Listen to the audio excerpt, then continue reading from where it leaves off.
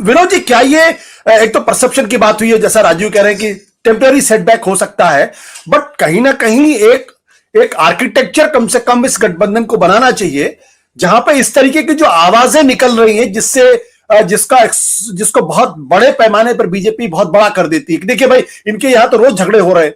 रोज देखिए राहुल गांधी इधर यात्रा कर रहे हैं और ममता बनर्जी कह रही है कि भाई आप यहां से क्यों गुजर रहे हो। ये इसमें कहीं इनकी ये बात खाते हुए दिखाई पड़ रहे हैं, या आपको लगता है कि नीतीश ने जो जो घायल किया है वो बहुत गहरी चोट हुई है और उसका निदान बहुत मुश्किल है? देखिए, आपने शुरू में सवाल पूछा आशुतोष की, आपने जो लिख के भेजा तो मुझे कि हमें क्या इंडिया अलायंस जो है वो जिंदा है, जिंदा रहेगा। तो मैंने सोचा उसके बारे में और मेरा एक सवाल मेरे मन में आया जो यहाँ मैं आपके सामने पेश करना चाहता हूँ कि what is the longevity of Nitish Kumar himself. वो खुद कितने दिन जिंदा रहेंगे राजनीतिक तौर पर इस इस पलट के बाद, आखिरी पलट के बाद। अभी तक नीतीश कुमार ने और ना आरजेडी ने एक दूसरे पे कोई तीखा प्रहार नहीं किया। क्या कारण है इसका? भाई, आरजेडी तो मुख्य पंचिंग बैग है ना बीजेपी का और नीतीश जी का। क्या हो गया इस बार?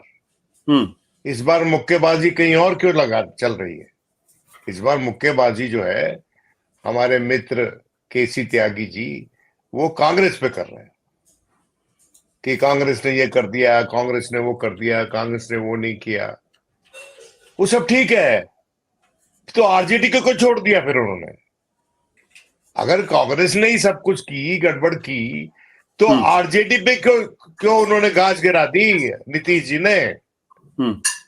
देखिए, ऐसा है कि, और ये कहना नहीं चाहिए, लेकिन चूंकि दीज आर पब्लिक फिगर्स और इनके जो स्टेट ऑफ माइंड है उस पे बहुत कुछ निर्भर करता है, देश का मुस्तकबिल भी निर्भर करता है।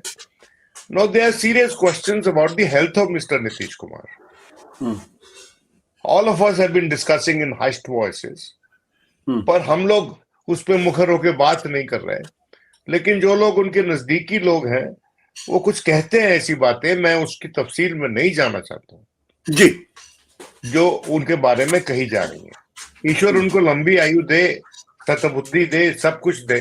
हम तो सिर्फ ये कह रहे हैं कि उस पर थोड़ा जानकारी हासिल होनी चाहिए, क्योंकि वो अगर कल को सरकार बनती है, कोई भी मुख्य भूमिका इसमें अदा करते हैं वहां की सरकार में या केंद्र की सरकार में, तो इस पे मैं समझता हूं इसका हास्योद्घाटन हो जाना चाहिए इस बात का। तीसरी बात, देखिए, मेरा ये मानना है कि जो डिस्ट्रस्ट की खाई है बीजेपी और नीतीश जी के बीच में वो बहुत गहरी है और उसको भरना मुश्किल है, और वो सिर्फ एक ही तरह से भरी जा सकती है, which is the debris of Janata Dal United. Debris of Janata Dal United alone उस खाई को भर सकता है। जो गारा है, जब तोड़ दी जाती है कोई इमारत, उसका गारा है, उसके गारे से ही वो खाई भरी जा सकती है।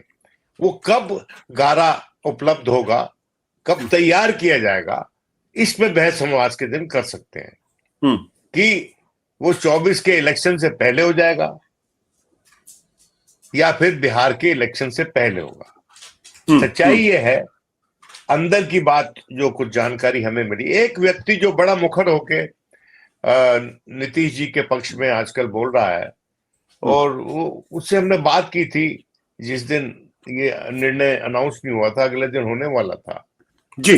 तो उन्होंने मुझे कहा कि this is end of the era, Nitish ji के बारे में। एंड ये of the era, senior JDU नेता की बात कर रहे हैं आप? हाँ जी, हाँ जी। अच्छा, शायद आपसे अगर औरत से भी वो, उनका वही अंग्रेजी वोकैबुलरी कोई बहुत ज्यादा नहीं है, तो हो सकता है आपसे बात की हो तो उन्होंने आपको भी यही रिपीट कर दिया हो। ये है, बड़े सीधे लोग हैं ये लोग, ये हो जाता है इनसे। लेकिन मैं ये सच्चाई ये बताना चाह रहा हूं आपको कि आज के दिन जो स्थिति है जनता दल यूनाइटेड के भीतर, उसका एक मुख्य कारण ये है कि मेरी जानकारी के अनुसार इन्होंने कुछ सर्वेस करवाए थे हम्म। और उस सर्वेस के चलते उनको लगा कि ये जो फॉर्मेशन था जिसमें वो उस वक्त थे, जिससे बाहर निकले अब, कि उसमें उनका कुछ बनने वाला नहीं है।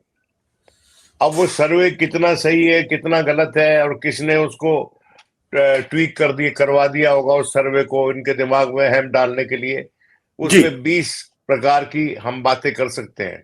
लेकिन आज के दिन नीतीश कुमार का राजनीतिक भविष्य, बावजूद इसके कि he is of the same age as the honourable prime minister, कि प्रधानमंत्री के मुकाबले उनका जो राजनीतिक भविष्य है वो मुझे बहुत ही धूमिल नजर आता है।